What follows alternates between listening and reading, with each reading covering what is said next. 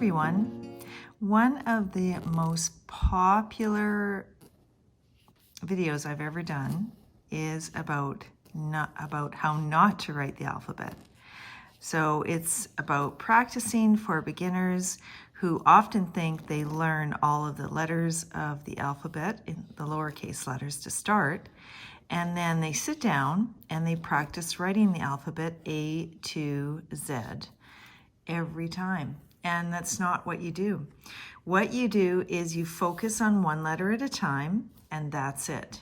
I'll show you what I mean. So if you, let's say you want to start, do chronologically or in order, chronologically is probably not the right word, you would start with the letter A. And what I would recommend is not just starting with the letter A as separate letters, but actually connecting your letters, no matter what letter you're practicing, connecting them together. When you do this, you start really refining your skills about spacing and judgment and writing words. So I really recommend focusing on one letter at a time and then writing them consecutively joined together just like that. And you can do a whole page or just do one row if you want to, but focus really only on one or two letters. And you can see here I'm going to write the letter B, and I'll do this exit stroke, and then I'll show you my other exit stroke for the B. But I always tend to practice my letters kind of that are very similar. So A and B actually are not similar. I'll show you what I mean in a second. Let me just do a couple or one more of these. And then you can see my exit stroke is separate. And the other B exit stroke is a loop, right? So if you haven't followed me, you'll know that, or you might not know that I also recommend, I don't recommend it actually, but this exit with the loop is really popular. I would say I use both of them. I find the loop a little, you can see my loops aren't as consistent because I probably don't use them as much. I will use the loop when I'm writing a bouncy B. So if my bouncy B would have a bigger ascender loop, and then I would drop the exit loop like that. Anyway, this gives you an idea of how to practice.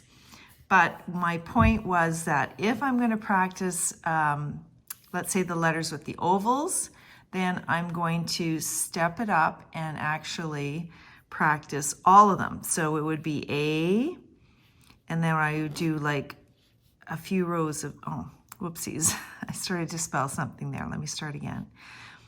And then I would do a few rows of C. And then I would do a few rows of E. And this exercise really helps you improve those connections. You have to focus and slow down. And actually what would be kind of fun then is to join them together.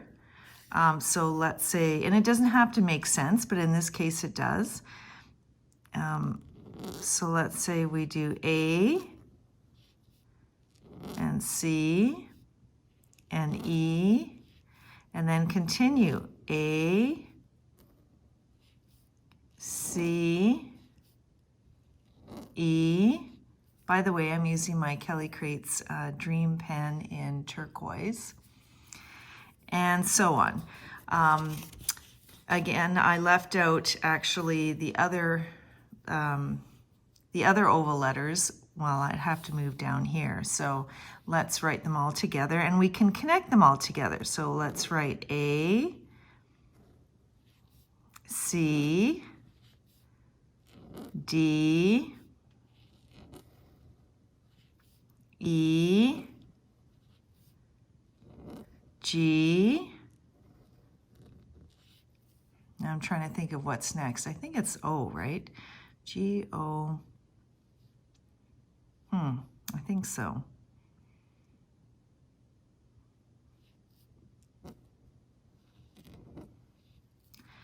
And I think Q is the last one. I don't know, I didn't think of this, look it up beforehand.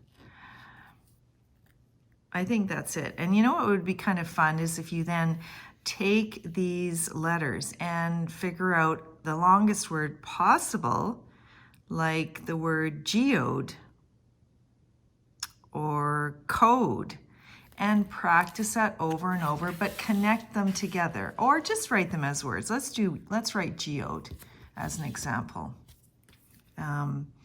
So I'll do an entrance stroke.